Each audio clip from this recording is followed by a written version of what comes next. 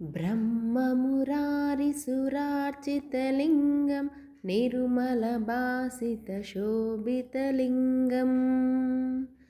जन्मजदुःखविनाशकलिङ्गं तत्प्रणमामि सदा शिवलिङ्गम् देवमुनिप्रवरार्चितलिङ्गं कामदहनकरुणाकरलिङ्गम् रावणदर्पविनाशनलिङ्गं तत्प्रणमामि सदा शिवलिङ्गम् सर्वसुगन्धिसुलेपितलिङ्गं बुद्धिविवर्धनकारणलिङ्गं सिद्धसुरासुरवन्दितलिङ्गं तत्प्रणमामि सदा शिवलिङ्गम् कनकमहामणिभूषितलिङ्गं फणिपतिवेष्टितशोभितलिङ्गं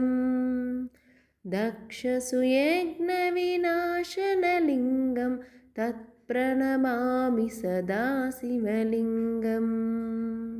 कुङ्कुमचन्दनलेपितलिङ्गं पङ्कजहारसुशोभितलिङ्गम्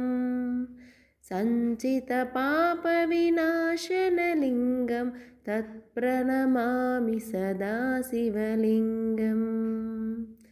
देवगणार्चितसेवितलिङ्गं भावैर्भक्तिभिरेव च लिङ्गम् दिनकरकोटिप्रभाकरलिङ्गं तत्प्रणमामि सदा शिवलिङ्गम् अष्टदलोपरिवेष्टितलिङ्गं सर्वसमुद्भवकारणलिङ्गम् अष्टदरिद्रविनाशनलिङ्गं तत्प्रणमामि सदा शिवलिङ्गम् सुरगुरुसुरवरपूजितलिङ्गं सुरवनपुष्पसदार्चितलिङ्गम् परमपदं परमात्मकलिङ्गं तत्प्रणमामि सदा शिवलिङ्गम् लिङ्गाष्टकम् इदं पुण्यं यत् पठेत शिवसन्निधौ